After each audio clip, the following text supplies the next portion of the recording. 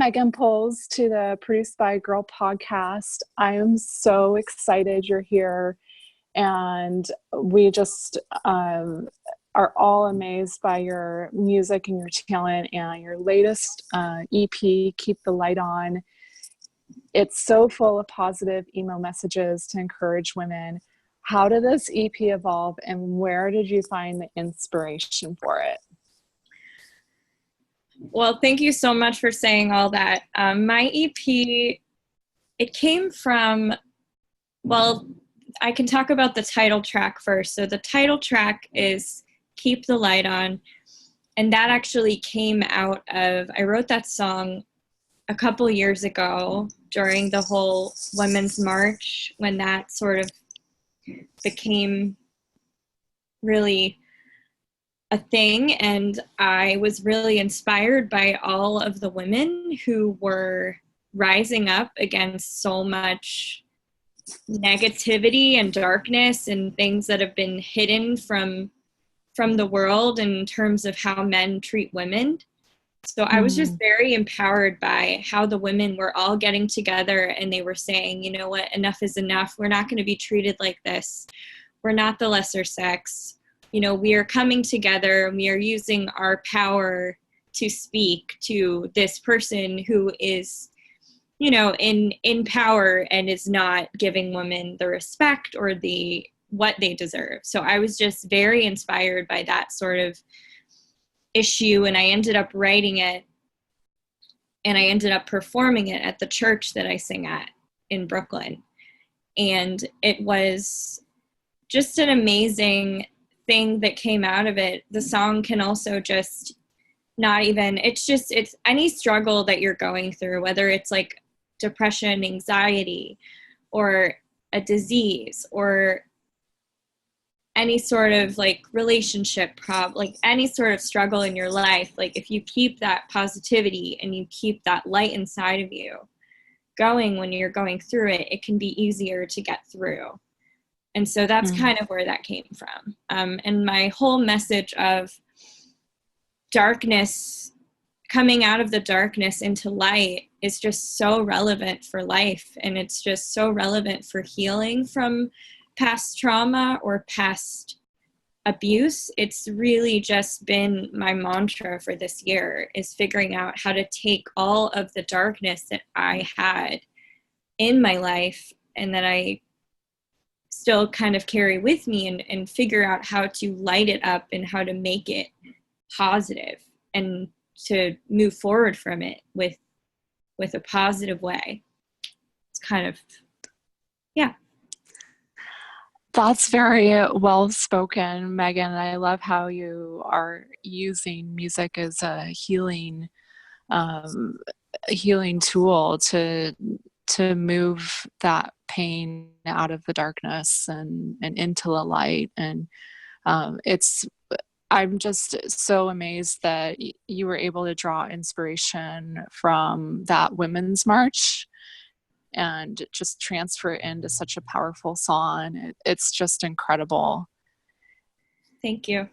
You bet. And now I know your release came out last night, but I also have learned that you were a classically trained opera singer, and that is amazing. And I'd love for you to share a little bit about that, tied into the next question of what drew you into the music industry and what has your journey been like? Yeah, for sure. So I got my Bachelor of Music degree in voice performance at Florida State University in Tallahassee, Florida. So I was there for 4.5 years getting that degree. And music has always just been a part of me. It's always been something that I knew I was put on this earth to do. I've been surrounded by it ever since I was a baby. My father plays guitar, sings, and plays like various instruments. And so his side of the family has always nurtured the music with me in my childhood. And I think that has a lot to do with who I am as a person. And I'm very grateful that I was able to have that kind of upbringing, because I really think music is just like the most powerful force we have in this world. And it's the most beautiful thing that we have something to help us deal with all of the ups and downs of life. And I'm just very grateful that I have my father in my life who provides such an inspiration. So I moved to New York City to pursue initially acting, music theater, opera, whichever performance opportunities arose. And I was trying to kind of do that. And I was getting up really early and going to auditions. And it just wasn't fulfilling. It just felt like, okay, I'm going to an audition. I know I'm talented, but basically if I don't know someone in a room, or if I don't fit the type that they're looking for, then you automatically get kind of, ignored and nixed. And I just was kind of like losing heart with it. So I found myself sitting in my room playing guitar and writing songs. And I was just like, okay, this is kind of like, it was my emotional release for myself. And then I think one day I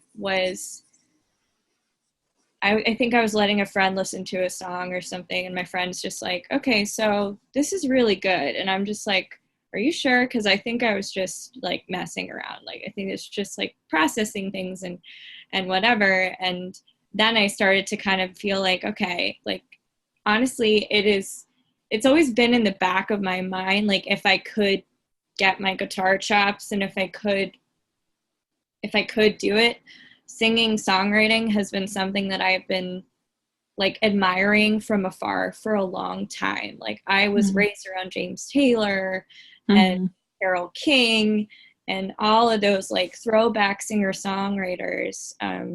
I just have looked up to for so long, and I was just like, wow, like you could actually do this. Like this could, I think this is affecting some people, what you're doing. And I think the first time I realized that a song that I wrote was affecting someone and they were giving back to me afterwards was I wrote this song called The Breakup Waltz, and it's kind of like about saying goodbye to a relationship, but it's like in a kind of a waltzy, folky style. Played it at this open mic, and this guy who was sitting at the bar, he came up to me afterwards and was like, hi, did you sing the breakup song? And I was like, yes, I did. I wrote it. And he's like, wow, okay, I just broke up with someone like last night, and I just wanted to tell you, like, that song just is perfect, and it's capturing everything I'm going through, and thank you for writing it. And I'm just like, wow, okay, that is like the coolest thing ever. When stuff can resonate with someone, when your song can make someone feel better, when your song can take someone to a better place, like that's all that is, it's magic. And I was just like, what? Like, what just happened? Like, this is, so like from that moment, like I was like, okay, something is speaking louder than just sitting in my room and playing for my cats. Like, this is like, and granted, my cats love my music. They're my biggest fan. But yeah, it's just like that moment was just so beautiful. Like whenever someone says like your song affected me, thank you for writing this song, your song, like that's a bigger force. And I mean, that's a way that we're communicating with people through music that is just like, that blows my mind. And just, oh yeah. Oh, that's beautiful. Thanks for sharing that, Megan. Yeah. I love the journey of, from going to creating your songs and then performing them and having someone come up and just relate with you and just say, hey, my life was touched by that. That's powerful. Yeah. And I can see why they're being impacted by your music, because it is deeply, the lyrics are just deeply meaningful, and it's almost like a journal entry, but more of like a kind of like a guide for healing, like here, hey, I see you over there, come along with me, and keep the light on. And that term really impacted me too when I was listening to your album. And it's just, I just commend you for that. It's a beautiful lyricist. Thank you. Yeah, in the works. So what, I think that's a good segue into the next question. You touched on it a little bit with other artists who inspire you, but who mainly are you inspired by? Well, I have like 3 or 4 that I just really like look up to and appreciate. So I am very inspired by Taylor Swift. I think her like way of being able to take like what like her journal entries and putting them to music, but making them so lyrically cohesive and beautiful. Like that's one thing that I've been listening to her since I was like 15. So I've been following her whole journey. Yeah, I'm like a hardcore Swiftie.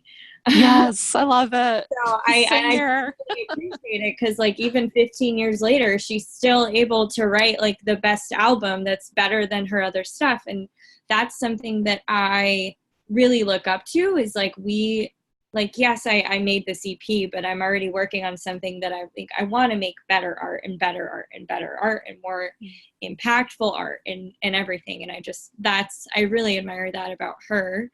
Ingrid Michaelson is another one that I just have been listening to since I was in high school that I just adore. And I just love just how emotional and how beautiful the connection is to her lyrics for me. Like she's incredible and I love her voice so much. I just love all of her albums. I'm a big fan of hers.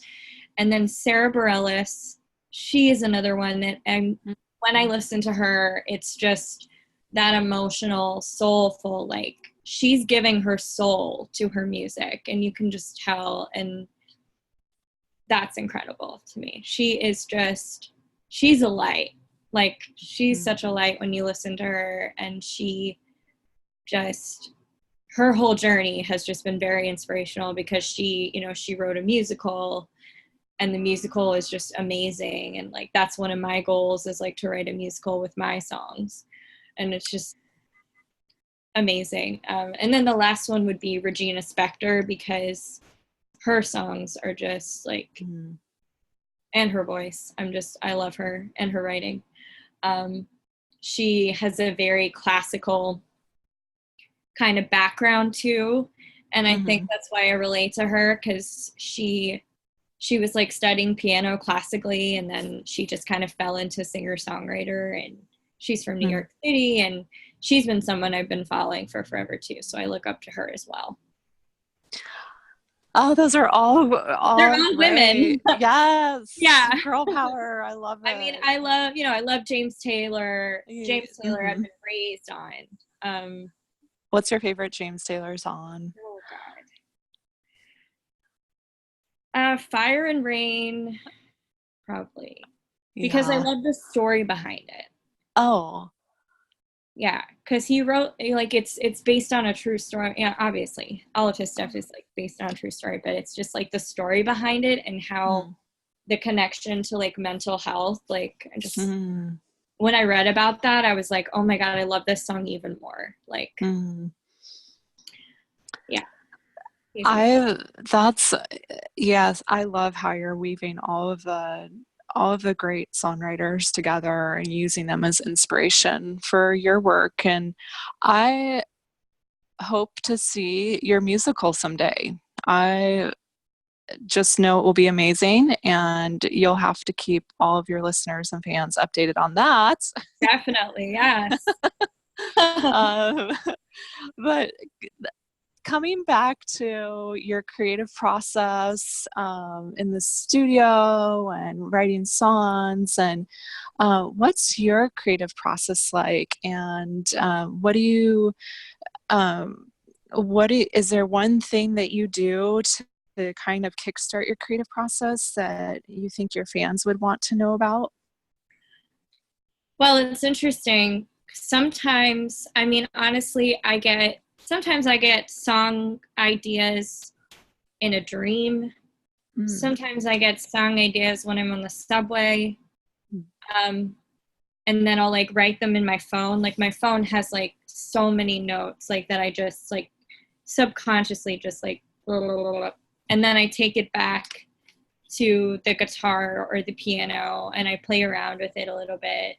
And then if I'm feeling like, oh yeah, this is kind of like sticking, like great, then I kind of like workshop it a little bit and then I kind of just fine tune it. But yeah, it's amazing like how the like some of the messaging that happens with it. Like I really have just been feeling like, especially this year's like the first year where I feel like I'm tuned into exactly what I'm supposed to be doing with the universe. So I in January, one of the songs on my EP is the last one, and it's about grief and it's about loss, called Light After Loss. That song came to me like instantly. I was processing the death of my theater director, Jim, who died. It was a couple days after he passed away, and I was just sitting in my room and I was just like, okay. And I just started writing the lyrics. And I was just like, and it just happened in like probably, I think like 20 minutes. And then I just like sat and started playing. And then I was like, what just happened? Like, this is the whole thing. And so sometimes it can happen just like out of nowhere. It's just like, burp. And I'm just like, okay, like I'm getting blessed. Kind of like that. And then another instance where this happened like immediately, I have a friend from high school who's terminally ill with cancer, and he doesn't have that much time left. And so I'm sorry. Yeah, it's really sad. But when I was processing it, the news, I started writing like I didn't know if it was a song or a poem, but I started writing like something about like how can I hold your sadness in times of great despair. So some like knowing that something catastrophic is happening to someone, but like what can you do to try to take away that sadness from them? And I was like, wow, this is like how I'm going to be processing things. But I think it is so amazing because what better gift could I receive than being able to help another person or another situation or share the gifts that I was given with other people. That is what is the most amazing about songwriting to me, is the fact that this is a form of medicine for people. This isn't just, putting on music, and like people are getting through things because of writers and because of other people relating to other people. And that is what is like so beautiful about this craft. And I'm just so happy that this like came into my life, because it really has gotten me through so many different things. And I know that with the listeners and with whoever's listening, like it will get them through it too. And it's like having that hope and having that light in your music that gives other people like, yes, like this person went through this person went through a dark place, I'm in a dark place, but this person has that hope. So I can have that hope too. And giving that belief to the listener. That's what I try to do every time I write. Yeah, I can hear that in your lyrics. It's almost as if you're giving a person hope. Yeah. And helping them through those trials. And I love how you worded, how can I hold your pain, or is that, I think that's the term you used. Yeah, like how can I hold your sadness? Yeah. How can I hold your sadness? That's such a beautiful lyric. It's just, it creates this picture of how your music isn't just to listen to in the car driving. Right. It's medicine, like you said. It can heal somebody's broken heart. It can heal and go alongside them through a trial, and you found that. And I think it's so admirable that is one of your passions in music. Thank you. And yes, and I think it will continue to connect with, thousands of people, millions of people all around the world, just having that lifeline in your songs. Yeah. So very beautifully stated. And I think coming out of the creative process, so you're in this space and you're, pouring out your emotions to in your lyrics to help other people, and then you go into the studio or somewhere to actually Mhm. create the music and record it. What's an average day like for you with music production and writing? And aside from inspiration, what does it look like in performing too? Well, it's incredible because I am very, very lucky. I have found like the perfect producer who just knows what I'm trying to do and Hmm. what I stand for, and he always just gets the best. Like he got the most amazing musicians on my EP. Oh, tell us One of about yeah, that. I think your yeah, I think your um, fans would want to know about that, Megan. yeah, probably. Um, the guitar player that is on my EP has Mhm. played with Paul Simon, Oh my gosh. um, like a bunch of other people. He plays on Broadway in the Temptations musical right now. Like he's incredible, Wow. and he has such a heart for what he does. And he comes in there and just and he compliments my music, and I'm just like, what, you work with Paul Simon? Like what? Um, but it's just amazing. Like all of those musicians were so together, and like they literally just listened to a demo that I sent Robert of me playing it on guitar. Hmm. They were able to just like everyone's mind just came together, and they were like, oh, I have this idea, like what about this, do this, and then Larry's like, okay, like mandolin here, and then organ here, and it was Hmm. just so incredible. Like I spent like the entire day with them at the Grand Street recording in Williamsburg, and Hmm. they were just so giving, and they believed in my music, and I could Hmm. tell that every single one of them just wanted to be there and wanted to be a part of this, and it was incredible. Like it was a long day. It was like 9 hours, which was a Hmm. long day, and for someone who hasn't really ever done that like before, it was a little taxing, but I got so much out of it, and there was so much respect for every single band member there, and they all were just like complimenting me, and they're like, your writing is really good, like this is a great project, like you have solid songs, like, and I appreciate that so much, because it's like as someone who's going into a big project like for the first time, Hmm. it can be a little intimidating. Hmm. Because you're like, okay, I'm just this girl who like writes songs in her bedroom, but then you're going in with like Paul Simon's guitar player, and like, I think the drummer played with like Eric Clapton once or something. Like I'm just Hmm. like these like top tier musicians, but they all just carried themselves so well. They all were on equal footing with each other. Like, there was a little bit of a fun, like little banter going on too, which I appreciated because that was like a long day. But it was amazing. And that Hmm. was like for the three songs. And then The Light After Loss was really special because that song wasn't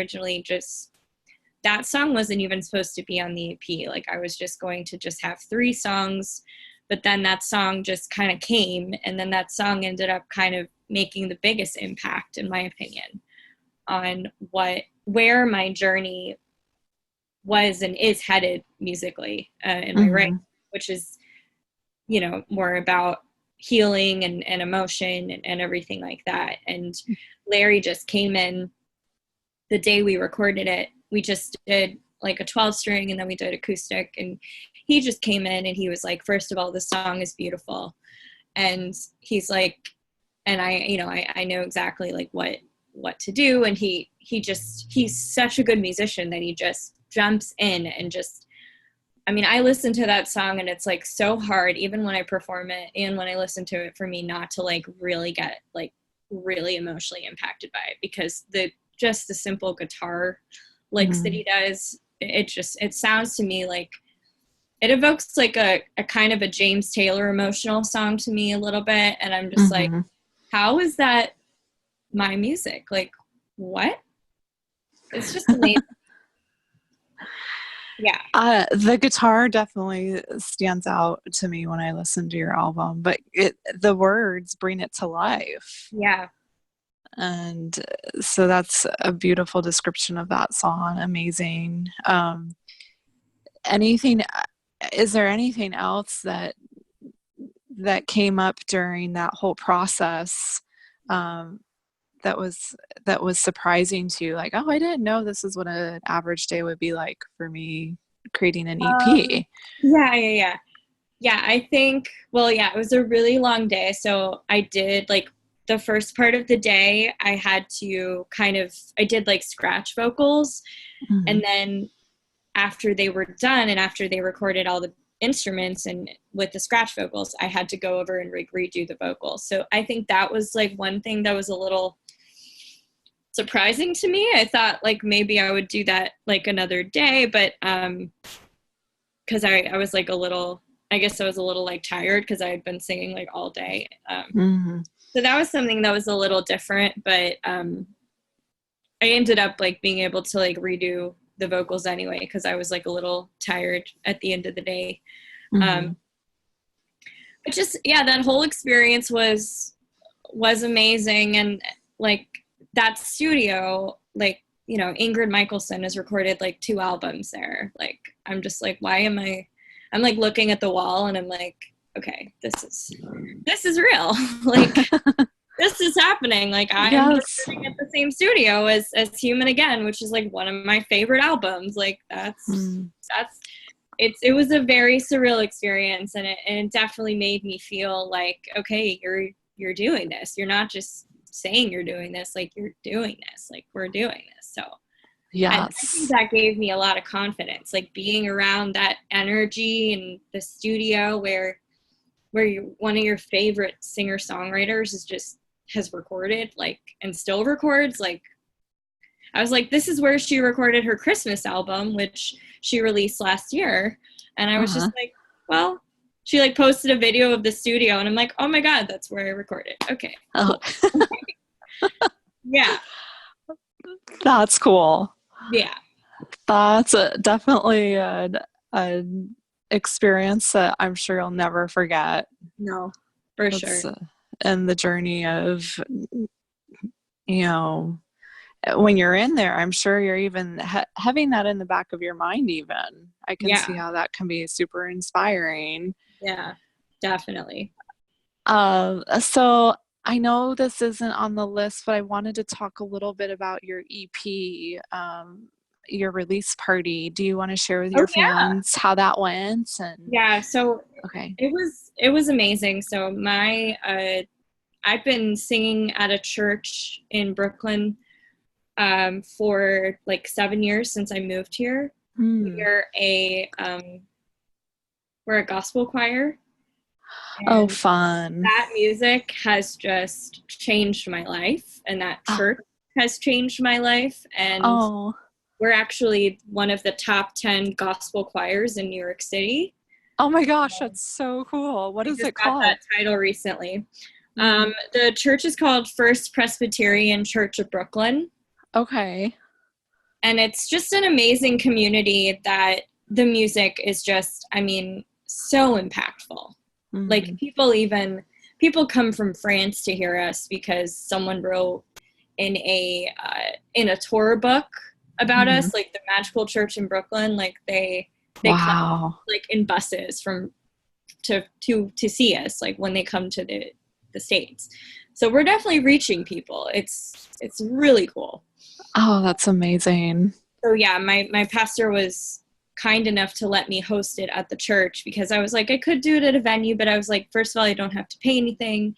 And honestly, this is where my real songwriting kind of started to like, this is where I feel like God was like telling me, like, you need to do this. Like, you you need to perform for people and share your songs with the church. Cause I've like one of the first, I first started performing my original songs at the church, like during service, like years ago. And so that was kind of like, and I was kind of performing a little bit, but not really taking it seriously. But I think once I realized like how my music is impacting people at the church, that's when I was like, okay, we gotta continue this. Like this is something. But it was amazing. It was very like listening room Nashville style. So it was almost like there were like chairs everywhere. And I just like sat and I just played my guitar and I just felt like I was like in my living room, like playing with my friends and family. And I feel like that was such an amazing experience because it was just more like stripped down and there was no mics and it was just the acoustics in the room were great. And I had a couple friends like do some original songs as well because they're songwriters too and they're in the choir. And that's been amazing. And I collaborated with one of them and we did a song we wrote together. And then I gave everyone candles. Like I organized or I ordered like little candles and then I decorated them myself. So I wrote quotes about light on every candle so people can take home, so they could take home the light of the night and also of the EP. Oh wow, that's beautiful. My physical CDs they're not in yet. They'll be in a couple weeks, but I wanted to give people something. And yeah, I think that the candles, like everyone loved them and it fit like perfectly with what my EP is about too. So it was just like a cool little memento that I could give to people and that they can take that, the positivity and the light with them as they, as they go on. So yeah, it was amazing. And there's nothing, I've just been dreaming about having an EP release party for so long. Like, so to have it like finally just done was just, it was amazing. I could not have asked for a better like group of people and everyone was just so open and receiving and it was just it was lovely. Thank you. Oh, you bet. It sounds amazing. And you read my mind, I was going to say, and then you opened your doors again to talk with Produced by a Girl about your whole experience. And I'm just so honored that you chose Produced by a Girl to share your journey with. It really touches me very deeply as an artist and producer, and just it means the world. And I know we chatted a little bit before the podcast started, so just going back to that conversation, I think you're just a force in the music world and you're just going to continue impacting girls all over who are excited about starting their own musical journey, and also women who are going through stuff and needing that light to hang on to and some encouraging music that's healing. And so I just I applaud you in that, and I'm so thankful that you're here sharing your story this morning. And kind of leading into that, I know you touched on a little bit of your the meanings behind your songs, and was there anything else you wanted your fans to know about any of the other tracks on your EP? I guess I talked about Light After Last. So Shelter in the Storm, I guess that's probably my oldest song. And I wrote that song, in my bedroom with my cats when I was a single woman in New York City when I was like 23, 24. And it was just me kind of sitting in my room, like daydreaming about like what it feels like to be loved completely and for someone to want to be there for you because, I was going out there and I was going on dates and dating in your 20s is just, it's super fun. So you're just like going out there and you're trying to put yourself out there, and Uh-huh. men are just, they're not mature enough to want to stick with you or whatever. So but it was just kind of me like sitting there, like I was just like, oh, okay, like I have all of this love. I had all this love to give. I had all this Mm-hmm. emotion to give, all this passion to give somebody. Mm. But, it took me, and it takes people a little while to find somebody. And it kind of was that song, like I always kind of hoped that that song, like, obviously would come true when I would meet someone and I could sing that song to them. Mm-hmm. And years later, I'm in a 2-year serious relationship with a man who treats me like that. And it's just crazy that I like foreshadowed kind of, in my life. And then another thing that's interesting about like my boyfriend, Michael, is that my songwriting kind of like, he was impacted by it before he met me. Oh, wow. Do you mind sharing a little bit Yeah, about that? That's cool. sure. So we met on the lovely site that everyone loves called OkCupid. Yes. And I was on that site for so many years, like probably close to 10 years I was on that site. And yeah, I think I posted my SoundCloud on there, and at this point my SoundCloud was just me like doing voice memos or performances, or it just wasn't on. There was nothing really of quality, but I wanted to give myself like a little bit of a character or whatever. So what I do, so I put my SoundCloud on there, and I didn't think that anyone would listen to it. I didn't think anyone would take it seriously. I just put it on there. So Michael and I have a funny story because we were supposed to go out 7 months before we actually went out, because I canceled the date because I wasn't in a good place emotionally, and I didn't want to go out there and put myself out there again. So I just kind of ghosted him. And he kept trying to initiate contact, and then I like deactivated my page. And but then he sent me a text message that still to this day, I'm just like, how did I not know it was him? He sent me a text message and he goes, is this the breakup waltz without ever meeting Mike? Oh, wow. And I'm like, wait, but he listened to my song? So that's when I was like, what? But then at the time, like in my 20s, my early or my mid 20s, I was just like, ugh, why does he care? Like, why does he listen to my music? Like, ugh, like, whatever. But you look back on it now, and I'm just like, I was impacting him before I even met him with my music. Like, and he told me that, like, when I met him after, like a little bit after, and he was just like, yeah, I mean, I listened to your music and I loved it. He's like, I had to meet you. And I was just like, what?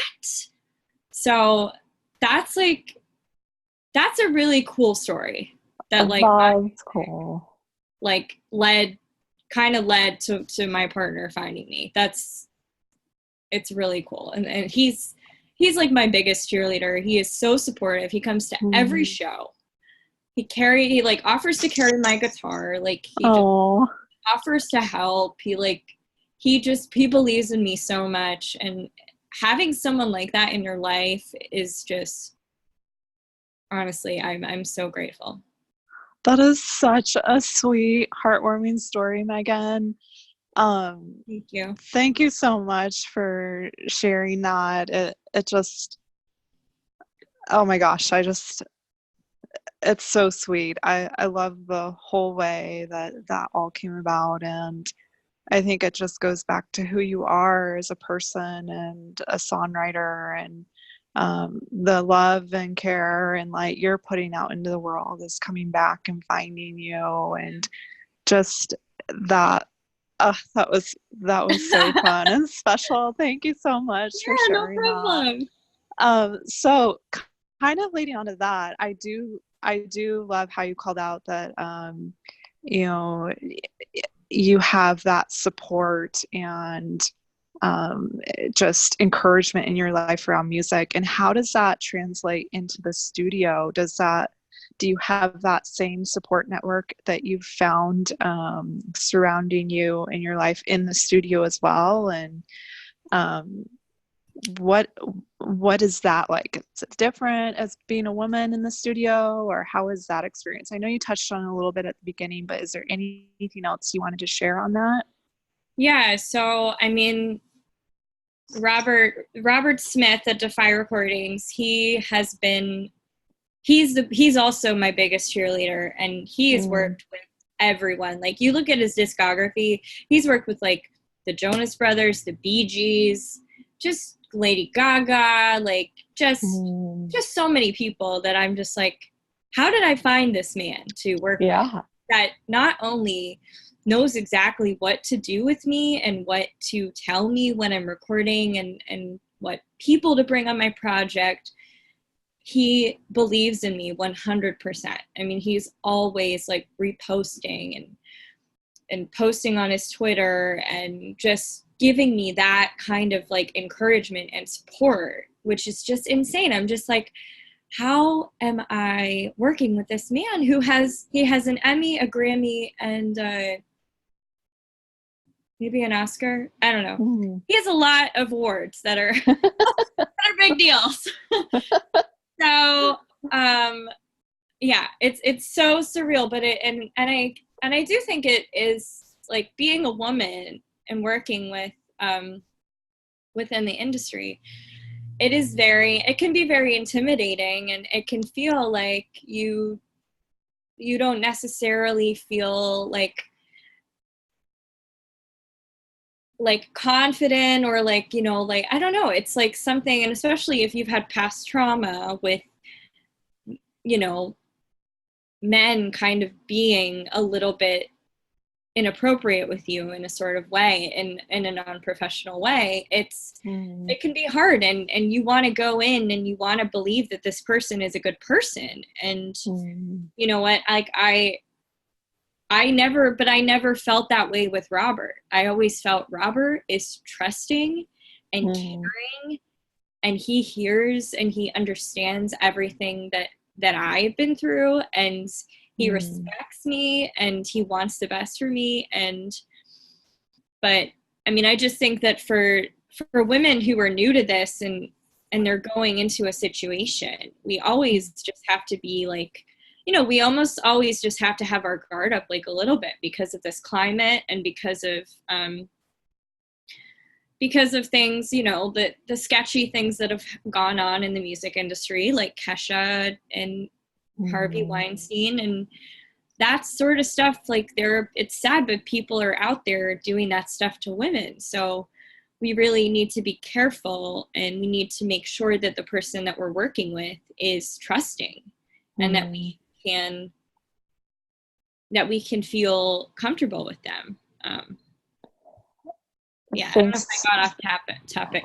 Oh no, there's no right or wrong path for Okay. this. You're doing awesome, Megan, and I love that you're able to share a little bit about your experience in the studio. And I think that ties in really well to another topic we had of what advice would you give for um, for another woman who's going into their music career, hasn't been in a studio before, hasn't really collaborated with anyone. Is there any type of advice or encouragement you would give them? Yeah, I mean, I would I would just tell them that they always need to like remain awareness of the Mm. situation. And if something doesn't feel right in their gut, or if something that a producer says or a manager says or does, or they start to get controlling of you, and you start to feel like you're not in control of your own life, like, I say, get out of that. Mm. Find better people who believe in your music and believe in Mm. your messages to work Mm. with, that are not going to compromise your self-identity. Mm. That's what I would say. Eloquently put. Thank you for sending that message. It's a powerful message and it's needed. Yeah. And I know we talked a little bit about Produced by a Girl and the podium you have as a female artist to share through this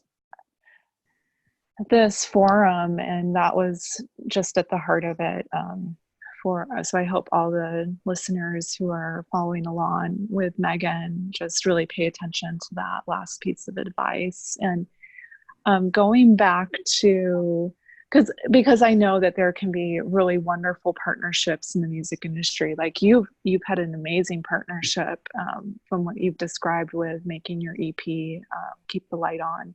Mm-hmm. And so that's amazing. And but like you said, it's good to remember that, you know, not everything is perfect in the music industry, and just pay attention to your instincts. And I think that's very well stated.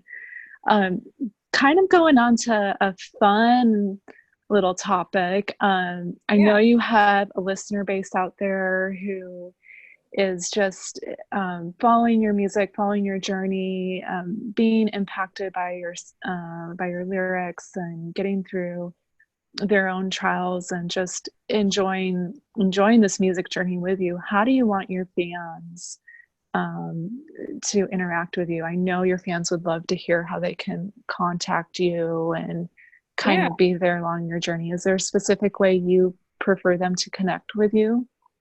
I mean, I am a super open, chill person. So you can just you could send me a DM on Instagram. Like if you like what I'm doing and you want to say something about a song, or, something like that, I am super open. I will respond to everybody. Like I'm a very open artist, and I want to know that my music has changed your life or made you feel better, or helped you through a battle. And it just means the world to me to hear back from people who are resonating with that. So yes, really Instagram or Facebook. Great. That's perfect. And what is, you've talked about the incredible process of creating an EP. Is there any other favorite part about being a musician that you can share with your fans, and why? So this year I had established a goal for myself of performing live a lot. Because I was performing a little bit, but I wasn't performing enough to make me feel like I was a performer, as well as a songwriter, as a because there's there's the recording and then there's the performing. So I just was feeling like I wasn't being a performer. So I have played, it's nuts. I have over exceeded my goal this year. I played I think I played 15 shows or something. Oh, wow. Congratulations. How did that happen? But great. Yeah, thank you. Yeah. I had some weekends where I played 2 or 3 shows in one weekend, and I was just that was pretty crazy. But I mean, the stamina it requires to do that and everything was just, it's amazing. And I do feel like my confidence is totally boosted because of that as well, because I'm going on stage and I'm a little more comfortable than I was when I was just playing like 1 or 2 shows a year. And I love performing live. I think there's something so beautiful about having a connection to an artist who is basically bearing their soul on stage for you and and the artist is showing the dark and the light parts of their life to people. And that connection and that instantaneous just force that happens with a listener and an artist is just, it's so indescribable and it's so beautiful. And I love doing that. And at one of my shows, I played at the Bitter End months ago, and I played some of my new stuff, which I haven't recorded. Well, I've kind of recorded, but I haven't like really recorded yet.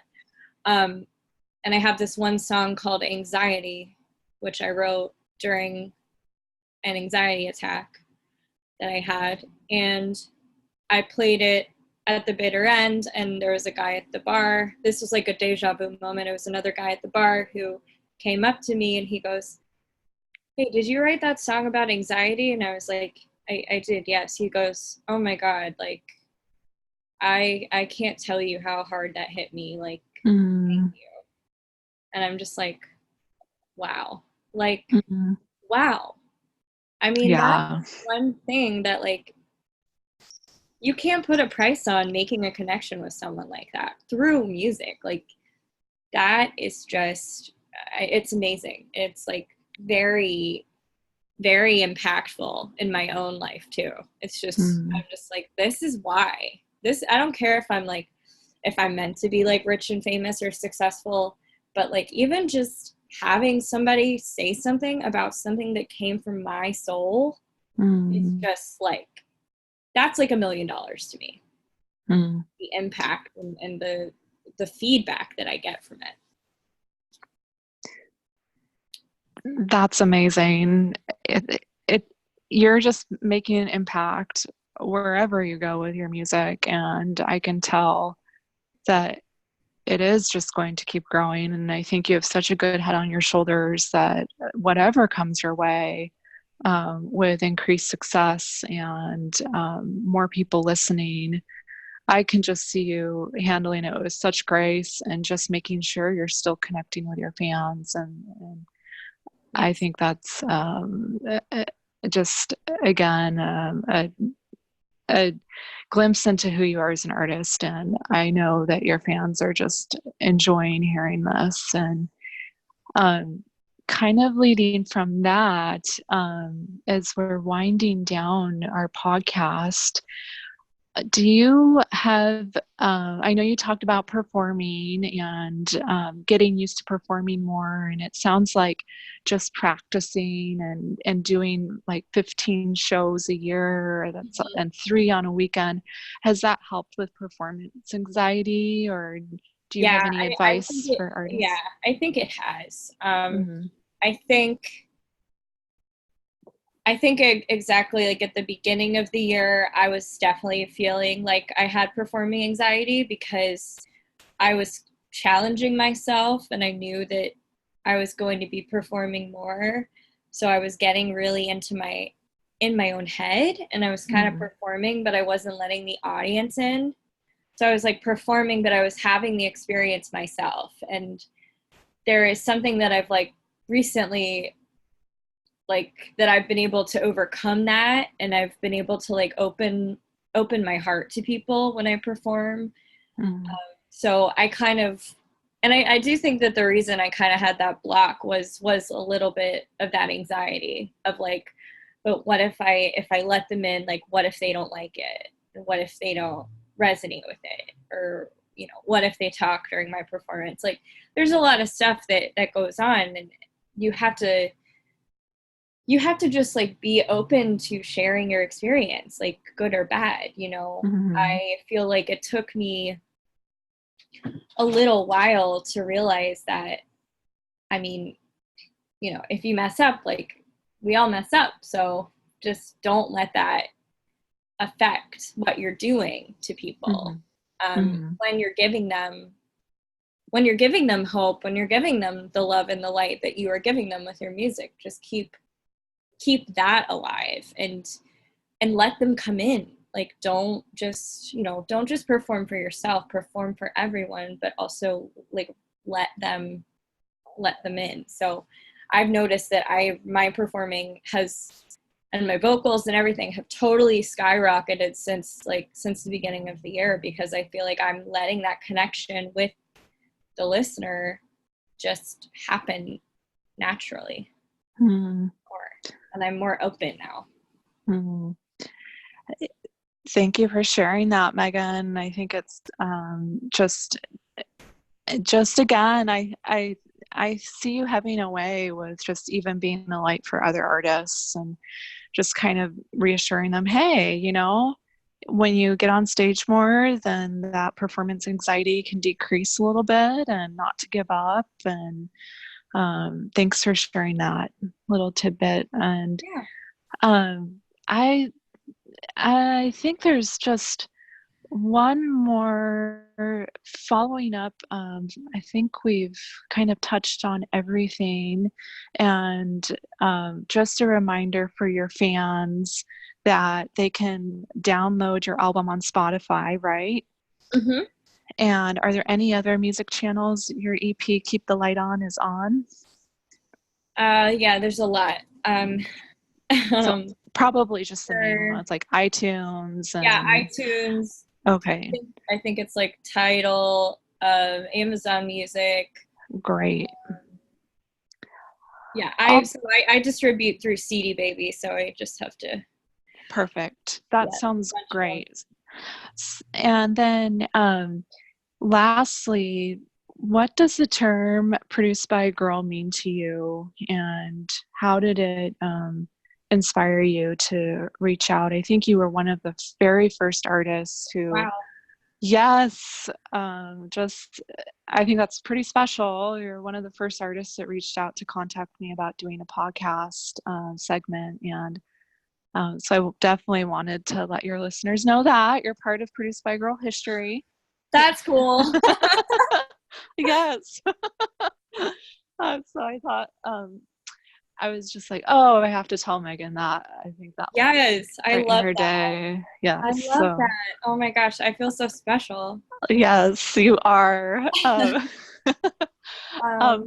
Yeah. did Produced by a Girl trigger anything for you, or did it connect with you in a way that you're like, oh, yeah, I want to do this. I want to share Oh my yeah. story here. Oh yeah. It did. I mean, as someone who someone who has gone through struggles in the industry, uh, due to being a woman and facing past trauma with a producer who is just, just being very inappropriate with me and that kind of trauma, I have been feeling like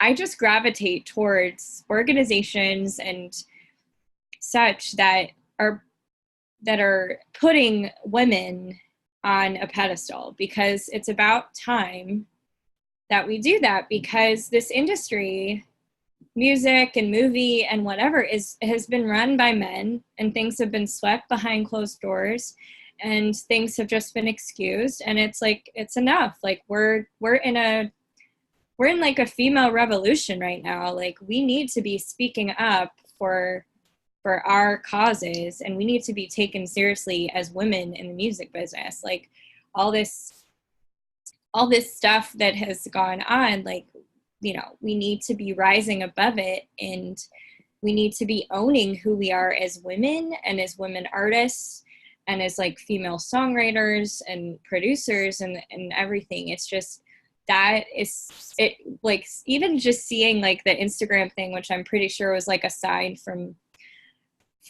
God, like produced by a girl, like just randomly, I instantaneously just saw it, and I was like, I'm standing with you, girl. Like Mm, we have to talk about this stuff. And female musicians, we need to be there for each other. We need to support each other.